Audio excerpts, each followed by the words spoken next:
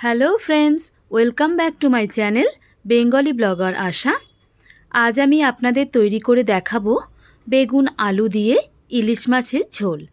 এখন ইলিশ মাছের সিজন, মোটামুটি আমি কয়েকটা পর্বে আপনাদের সাথে ইলিশ মাছের কয়েকটি রেসিপি শেয়ার করে থাকব। আমার চ্যানেলে নতুন বন্ধুদের স্বাগত জানিয়ে পুরানো বন্ধুদের এত দিন ধরে আমার পাশে থাকার জন্যে অনেক অনেক অনেক ধন্যবাদ জানিয়ে শুরু করছি আজকের রেসিপিটা পুরোটা দেখার জন্য সকল বন্ধুদের কাছে অনুরোধ রইল। ভালো লাগলে আমার চ্যানেলটি সাবস্ক্রাইব করে আমার পাশে থাকবেন। এখানে আমি মোটামুটি 6 পিস মতো ইলিশ মাছ নিয়ে নিয়েছি। এই ইলিশ মাছের ওজনটা 700 গ্রাম মতো হবে।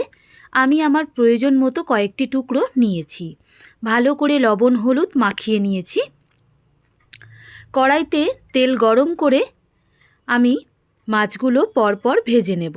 দেখুন, ইলিশ মাছ খুব একটা বেশি ভাজতে লাগে না, একটু এপিট ওপিট ভেজেই তুলে নিলাম।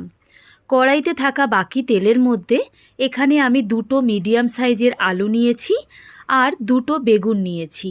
বেগুনগুলো ছোট টুকরো করে কেটে নিয়েছি।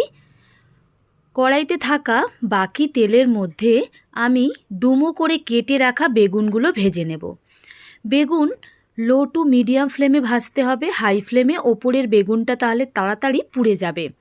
মোটামুটি সোনালি কালার ধরলেই তুলে নেব। খুব একটা বেশি কিন্তু সময় লাগবে না বেগুন ভাজতে।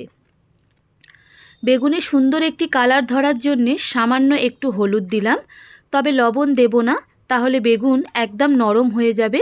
ঝোলে দেওয়ার সময় বেগুনটা কাদা কাদা হয়ে যাবে। দেখুন, বেগুনের সুন্দর কালার ধরেছে, বেগুনটা আমি তুলে নিলাম। কড়াইতে থাকা বাকি যেটুকু তেল আছে ওতে আমার আলু ভাজা হয়ে যাবে। এখানে আর আমার তেলের প্রয়োজন হবে না। আমি একেবারেই মাছ ভাজার সময় তেল নিয়ে নিয়েছিলাম। এখন বেগুন ভাজার পর আলুটাও লাল করে ভেজে নেব। আপনারা আপনাদের পছন্দ মতো করে ভেজে নিতে পারেন। আমি এখানে আমার পছন্দ মতো আলু বেগুন ভেজে তুলে নিলাম। আলুটাও ভাজা হয়ে এসছে, তুলে রাখলাম। সামান্য তেলের মধ্যে কড়াইতে যেটুকুই তেল আছে তার মধ্যে হাফ টেবিল চামচ কালো জিরে আর 4টে চেরা কাঁচা লঙ্কা, 1 চামচ আদা বাটা ফোড়ন দিলাম। আদা বাটা ফোড়নের সাথে সামান্য একটু নেড়েচেড়ে দিয়ে দিলাম একটা বড় সাইজের টমেটো। এখানে আমি রসুন বাটা ব্যবহার করব না, তবে আপনারা চাইলে করতে পারেন। রসুন বাটা অবশ্য ইলিশ মাছের সাথে খুব একটা ভালো যায় না। টমেটো দেওয়ার পর সামান্য একটু লবণ দিলাম। লবণ দেব টমেটোটা মজে আসার জন্যে। কড়াইতে ফোড়নের সাথে টমেটো ভাজতে ভাজতে দিয়ে দেব হাফ টেবিল চামচ কাশ্মীরি লঙ্কার গুঁড়ো, হাফ টেবিল চামচ হলুদ গুঁড়ো। এখানে আমি ঝাল লঙ্কার গুঁড়ো ব্যবহার করলাম না, তার কারণ কাঁচা লঙ্কাতে ভীষণ পরিমাণে ঝাল। আপনারা ঝালের পরিমাণ আপনাদের প্রয়োজন মতো ব্যবহার করবেন। মশলা ফোড়নের সাথে ভাজতে ভাজতে সামান্য একটু জল দিয়ে দিলাম, যাতে সুন্দরভাবে মশলাটা ভাজা হয়, পুড়ে না যায়। দেখুন, এইবারে মশলাটা আমি কষাবো। টমেটো লবণ দেওয়ার জন্য একদমই গলে গেছে, টমেটো কিন্তু একটুও গোটা ভাব নেই। ভালো করে মশলাটাকে 3-4 মিনিট ধরে ভেজে নিচ্ছি। দেখুন, লো টু মিডিয়াম ফ্লেমে। আর বেশ সুন্দর একটা কালার চলে এসছে, আর মশলা থেকে তেলটা ওপরে উঠে এসেছে। ভালো করে মশলা নাড়াচাড়া করে ভেজে নিচ্ছি। লবণ তো আগেই আমি যোগ করেছি, আর লবণ পরে দিলাম না। এই পর্যায়ে দিয়ে দেব বেশ কিছুটা পরিমাণ গরম জল।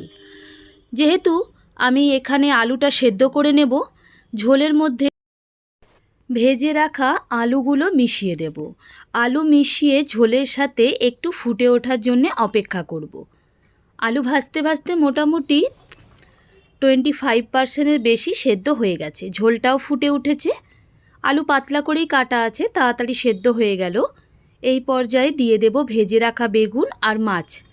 একসাথে আবারও 3-4 সেকেন্ড একটু ফুটিয়ে নেব। মাছটা দিয়ে একটু ফুটিয়ে নিলে ঝোলের মধ্যে মাছের স্বাদটা ভালো মতো ঢুকে যায়, আর মাছগুলো বেশ ভালো মতো একটু সেদ্ধ হয়ে যায়। যেহেতু আমি অল্প মাছ ভেজেছি, অনেকেই এই ইলিশ মাছ কাঁচাই রান্না করে থাকেন, তবে তার স্বাদও একটু অন্যরকম হয়। আমি এই রকমভাবেই পছন্দ করি, তাই আমি আপনাদের সাথে এই রকমভাবেই শেয়ার করলাম। ভালো লাগলে রেসিপিটি একটি লাইক করবেন, চ্যানেলটি আমার সাবস্ক্রাইব করে আমার পাশে থাকবেন। আজকের মতো এই পর্যন্তই। গরম ভাতের সাথে আমি সার্ভ করেছি বেগুন।